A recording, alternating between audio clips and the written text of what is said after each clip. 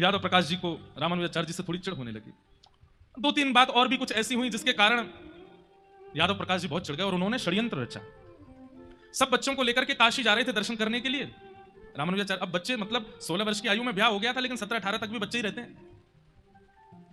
सब लोग जा रहे थे, सब विद्यार्थियों को लेकर के। तो यादव प्रकाश जी ने बीच में ही मन बना लिया कि बीच में घने जंगल पड़ेंगे और वहीं कहीं घने जंगलों में कई बालक मुंह लगे होते हैं ना गुरुजनों के, तो वो सब गुरुदेव के साथ मिल गए। बोले क्या करना गुरुजी? बोले कि ये जो है ना, ये तुम लोगों की विद्या का हनन कर देगा, ऐसा कर देगा, और हम लोगों का एक ही काम है। बोले क्या? बोले बीच जंगल में कैसे भी करके या तो किसी पशु के द्वारा या कुछ विष दे करके इसको मरवाना है। एक बालक बोला गुरुजी पाप लगेगा, मारने का पाप भी तो लगेगा। अरे तो 2 दिन बाद हम लोग काशी पहुंच जाएंगे, गंगा जी में जाके प्रायश्चित कर लेंगे, प्रायश्चित हो जाएगा, सारे पाप धुल जाएंगे गंगा जी में। तो बच्चे मान गए गुरुजी की बात और जैसे ही निकले हैं राह पर, रामानुजाचार्य जी तो केवल प्रतीक्षा कर रहे हैं कि कब वह दिन आवे कि श्री रंगनाथ जी मुझे स्वीकार करेंगे। इनका एक मुसेरा भाई जिसका नाम था गोविंद, श्री रामानुजाचार्य जी की मौसी का बेटा, वो भी साथ में ही पढ़ते थे विद्यालय में। तो रास्ते में चलते चलते जब घने जंगल विंध्याचल पहुंचे उत्तर भारत में, तो घने जंगल में जब पहाड़ भी हैं, जंगल भी हैं, नदियां भी हैं, और जहां पता नहीं चल रहा है, ऐसे स्थान को देख करके श्री यादव प्रकाश जी ने सब बच्चों को इशारा करना शुरू किया, बोले यही सही जगह है। तो बच्चों में कानाफूसी होने लगी। तो गोविंद वहीं खड़ा खड़ा सुन रहा था। क्या? तो सब कह रहे थे, बोले वहां आगे चल करके वहां से धक्का दे देंगे, या वहां विष खिला देंगे, या और आगे जाएंगे तो वहां शेर भी हैं, वहां पे इसको बांध देंगे, ऐसा कर देंगे सब। तो बोले किसके लिए चर्चा हो रही? बोले रामानुज के लिए।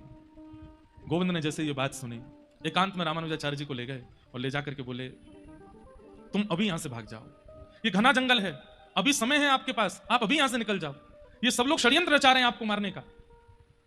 रामानुजाचार्य जी सुनकर के बोले मैं कायर नहीं हूं, यदि मेरे जीवन में हरि ने कुछ दिन लिखे हैं तो उन दिनों को कोई चाह करके भी मुझसे नहीं छीन पाएगा, और यदि मेरे जीवन के दिन कल ही विश्राम होने हैं तो मैं यहां से भाग भी जाऊंगा तो बीच में मेरा अंत कहीं हो जाएगा, मुझे भयभीत क्यों होना है इस बात से। रामानुजाचार्य जी बोले मैं कायर नहीं हूं, मैं ऐसे भागूंगा नहीं, अगर मृत्यु मेरी कल लिखी है तो कल इन लोगों के हाथों हो जाएगी, और कल लिखी है तो भाग करके भी हो जाएगी। तब गोविंद, उनके मौसी का बेटा, वो समझाने लगा लेकिन अगर पता चल जाए कि यहां सावधानी ना बरती गई तो मृत्यु हो सकती है, तो सावधान तो होना चाहिए ना। और रही बात, मैं मानता हूं कि तुम अपने हर दिन, बहुत ध्यान से सुनिएगा, बड़ी अच्छी बात है, मैं मानता हूं, गोविंद जी समझा रहे हैं रामानुजाचार्य, मैं मानता हूं कि तुम हर दिन को ठाकुर जी का प्रसाद मान के स्वीकार करते हो, लेकिन क्या तुम्हारी हृदय की इच्छा नहीं कि कभी शंख चक्र गदा पद्मधारी प्रत्यक्ष प्रकट होकर तुमको दर्शन दें, और जब तक वो दर्शन ना हो जाए तुम्हारी जिम्मेवारी बनती है कि अपने प्राणों की रक्षा करो। कितनी अच्छी बात। रामानुजाचार्य जी इसलिए उस टोली के बीच से भाग गए कि अभी तक नेत्रों से श्याम सुंदर को देखा नहीं, जब तक देख ना लूं तब तक प्राण कैसे त्याग दूंगा।